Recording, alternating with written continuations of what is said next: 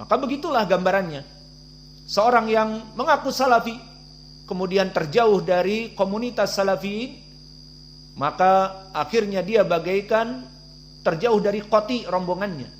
Maka serigala-serigala hizbiyah, serigala-serigala awam, serigala-serigala mubtadi'ah akan siap untuk mengoyak-ngoyak dari akidah dan agamanya. Maka selesai dari Hammad ibnu Zaid, maka di sini bagaimana para ulama zaman dulu. Mereka bermulazamah, tidak duduk di kelas-kelas dalam belajar, hanya mengambil 5 tahun dapat LC, ngambil lagi 2 tahun dapat S2, ngambil lagi 3 tahun dapat S3 atau doktor.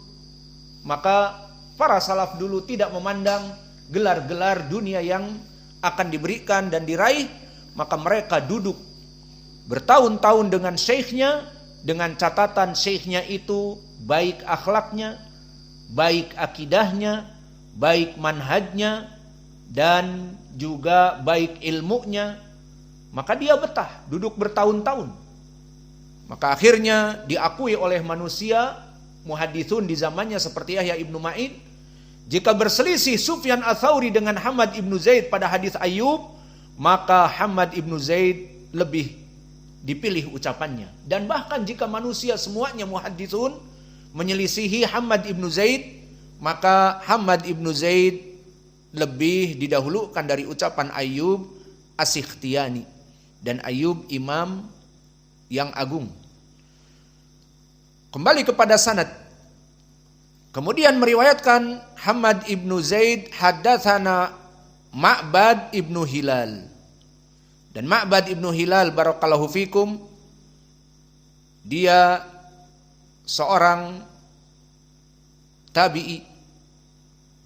Maka dia hidup di Tabaqah Ar-Rabi'ah, dan Rabi'ah adalah Tabaqah As-Sughra dari tabi'in. Maka lihat sanadnya bagaimana sangat tinggi. Dari Hammad ibnu Zaid yang hidup di Tabaqah Ats-Tsaminah dari wusta min itba'i tabi'in, mengambil ilmu dari sighar at-tabi'in, dari tabi'in yang kecil. Siapa? Ma'bad ibnu Hilal. Adapun Ma'bad ibnu Hilal, maka dia di sini Al-Anazi Al-Basri. Maka silsilah sanad ini apa ya ikhwah? Silsilah Al-Basriyin. Karena dari awal guru Imam Al-Bukhari, maka dia adalah Al-Basri, dan Hammad ibnu Zaid Al-Basri, dan begitupun Ma'bad ibnu Hilal Al-Basri. Dan Anas ibnu Malik meskipun dia Al-Ansari, namun di akhir hayatnya dia tinggal di Basrah, maka dia pun Al-Basri. Adapun Ma'bad ibnu Hilal maka telah dithiqahkan oleh Yahya ibnu Ma'in. Berkata Yahya ibnu Ma'in thiqah. Maka meriwayatkan dari Anas, dan Anas ma'ruf seorang sahabi yang agung, dan telah kita lewati dari keutamaannya, bahwa dari keutamaannya di saat Nabi Muhammad mulai datang ke Madinah, datanglah ibunya Anas membawa Anas kecil. Ibunya Anas Ummu Sulaim berkata, "Ya Rasulullah, khudh hada Unais." Ambillah ini Unais, maknanya Anas kecil yang dohirnya pada saat itu baru berusia 9 tahun. Seperti siapa di sini? Seperti si Muhammad. Dibawa oleh ibunya kepada Nabi, "Nih, jadikan Anas sebagai pembantumu ya Rasulullah. Namun doakan dia." Maka permintaan ibunya, didoakan dia agar mendapatkan barokah dunia dan hari-hari akhirah. Maka didoakan apa? Disebutkan, Allahumma katsir amwalah wa katsir auladah wa tawil umrah. Maka wahai Allah, jadikanlah Anas ini orang yang banyak hartanya, dan orang yang banyak anaknya, dan orang yang panjang umurnya. Maka adapun dari harta, diakui di dalam riwayat Muslim berkata Anas, "Fa inna amwali la katsir maka Allah menjadikan aku menjadi miliarder dari para sahabat di antaranya.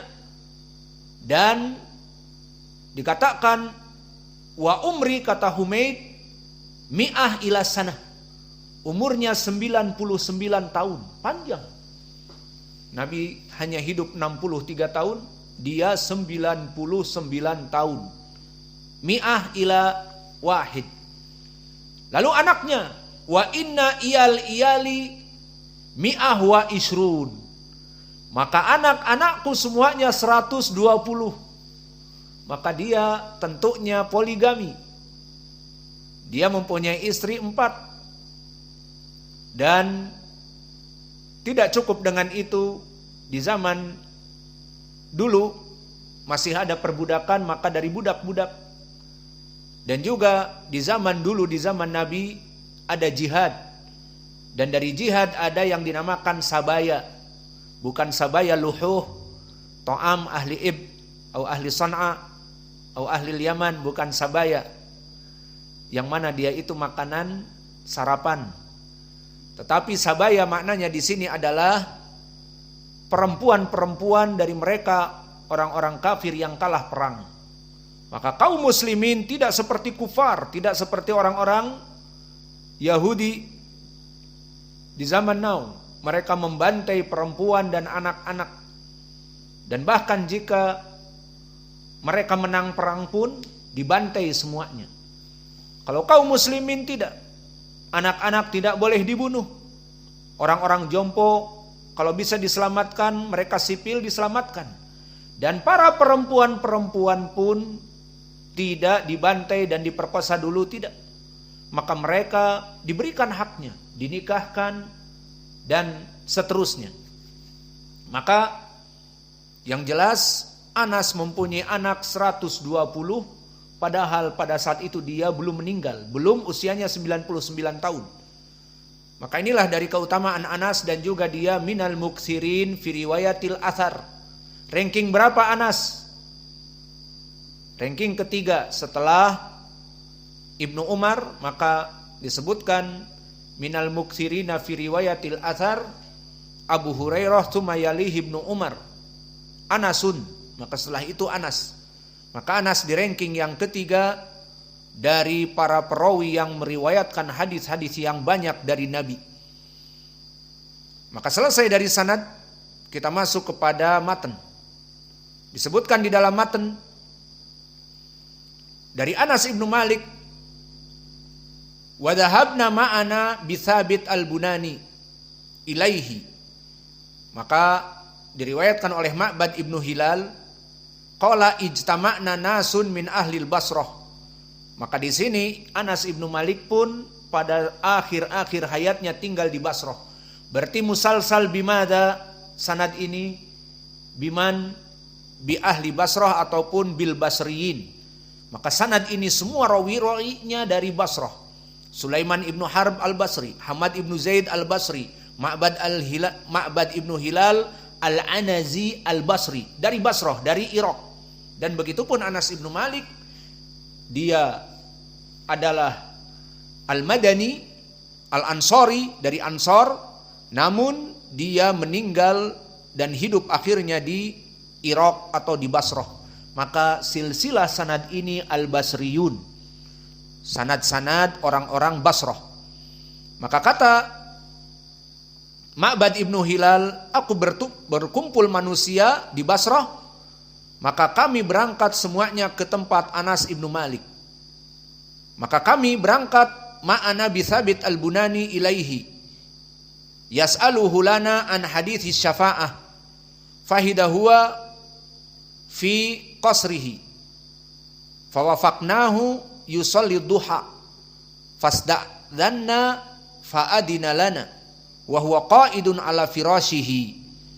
Maka semuanya sepakat untuk menziarahi Anas dan mengambil ilmu. Dan inilah para salaf zaman dulu, mereka menghargai para sahabat. Di sini semuanya Ma'bad Ibnu Hilal dan Tsabit al-Bunani, tabi'i, muridnya para sahabat. Maka bagaimana kalau kita menziarahi Anas Ibnu Malik dan mengambil ilmunya? Di sini mereka menziarahi para sahabat. Dan jangan lupa tanyakan kepada dia tentang hadis syafa'ah. Maka didapati mereka meminta izin untuk masuk kepada Anas dan Anas di singgasananya. Maka Anas bin Malik kaya raya, jaya raya dari doa Nabi. Dan dia hidup di istananya. Seperti istana. Yusolli duha. Kebetulan dia melaksanakan sholat duha. Maka lihat para sahabat yang dekat dengan Nabi dan berilmu dan dijamin masuk surga meninggalkan sholat duha. Kalau begitu kita lebih pantas meninggalkan sholat duha atau kita butuh melaksanakan sholat tersebut? Maka lihat para sahabat dulu mereka muadzibun kepada as-salawat as-sunnah.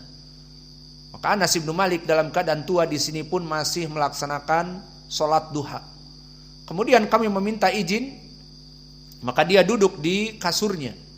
Maka kami katakan kepada Thabit, yakni Thabit ibnu Aslam al-Bunani, dari orang yang paling banyak periwayatannya dari Anas, asbatun nas dari Anas, orang yang paling kuat hadisnya dari Anas. La tas'alhu an syai'in awwala min hadis asy-syafa'at. Maka jangan engkau tanyakan hadis-hadis yang lain, dahulukan hadis syafaat dulu. Kata teman-temannya yang lain. Subhanallah, semangat menuntut ilmu. Faqala ya Abu Hamzah, siapa Abu Hamzah? Anas ibnu Malik. Wahai Anas ibnu Malik, Abu Hamzah, haula ikhwanuk min ahlil Basrah. Mereka saudara-saudara kamu dari Basrah. Ja'uka yas'alunaka an hadis syafa'ah. Mereka menanyakan tentang hadis syafa'ah. Faqala, dijawab oleh Anas langsung apa? Haddatsana Muhammadun sallallahu alaihi wa ala alihi wasallam. Nikmah haddatsana. Imam Al-Bukhari mengatakan haddatsana Musaddad. Siapa Musaddad? Ibnu Musarhad, Ibnu Musarbal, Ibnu Mustawrad, orang yang hidup di bawah dari itba'ut tabi'i, bukan dari kelompok Qurun Al-Mufaddalah. Namun di sini Anas dengan bangga mengatakan haddatsana Muhammadun sallallahu alaihi wa ala alihi wasallam. Maka telah meriwayatkan kepadaku Nabi langsung. Qala idza kana yaumul qiyamah ma jannasu ba'duhum fi ba'din fayatuna Adam. Maka pada saat itu di hari kiamat manusia dalam keadaan kegerahan, kepanasan sampai kapan? Mereka di mahsyar. Dan pada saat itu matahari diturunkan, disebutkan 1 mil. Dan semua orang keluar keringatnya tergantung dari amalan-amalannya. Seperti di hadis Al-Miqdad Ibnul Aswad diriwayatkan oleh Imam Muslim, tudna syamsu ala ru'usil khalaik bi qarbi mil, bi miqdari mil. Maka mentari diturunkan hanya 1 mil saja. Maka seluruh manusia dalam keadaan berkeringat. Di antara mereka keringatnya ada yang sampai lutut, ada yang sampai kepada paha, dan ada yang sampai kepada leher dan bahkan tenggelam dan berenang-renang dengan keringatnya. Maka pada saat itu majannas, manusia dalam keadaan guncang, tidak betah. Maka berkata di antara mereka, bagaimana kalau kita pergi kepada para nabi meminta syafaat? Fayatuna Adam. Maka berkata, datangi Adam terlebih dahulu. Maka mereka mengatakan fayakulun isfa' lana ila rabbika. Maka mintalah kepada Allah, wahai Adam, syafaat untuk kita. Sampai kapan kita seperti ini? Fayakul, maka apa yang dikatakan oleh Adam alaihi salam? Lastulaha walakin alaikum bi Ibrahim. Aku tidak pantas untuk meminta syafaat, tapi pergi kepada Ibrahim. Maka di dalam hadis ini tentunya hadis syafaatil kubro datang dari berbagai riwayat yang banyak, datang dari lafaz-lafaz seperti Imam Al-Bukhari seperti biasa mengikhtisar. Maka di sini langsung kepada Ibrahim, padahal datang kepada Nuh terlebih dahulu. Maka tidak apa-apa, karena yang menjadi poin di sini bukan pendalilan ini. Maka dikatakan datanglah kepada Ibrahim, fa innahu khalilur rahman, karena dia adalah orang yang dicintai oleh Ar-Rahman. Fayatuna Ibrahim fayaqulu lastu laha walakin alaikum bi Musa. Maka akhirnya berkata Ibrahim, aku tidak berhak untuk memberikan syafaat, pergi kepada Musa. Fa innahu kalimullah, karena dia orang yang diajak bicara oleh Allah. Fayatuna Musa fayaquluna lastu laha. Maka Musa sama mengatakan, aku bukan spesifik saya memberikan syafaat. Walakin alaikum bi Isa fa innahu ruhullah, karena dia itu adalah ruh yang ditiupkan oleh Allah. Wa kalimatuhu fayatuna Isa fayaqulu lastu laha. Setelah datang kepada Isa, maka Isa pun meminta udzur, tidak bisa memberikan syafaat. Walakin alaikum bi Muhammadin sallallahu alaihi wasallam. Maka akhirnya dikatakan datang kepada Nabi, kata Isa alaihi salam.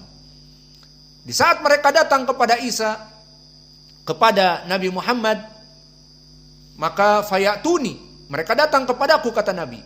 Fa aqulu ana laha, aku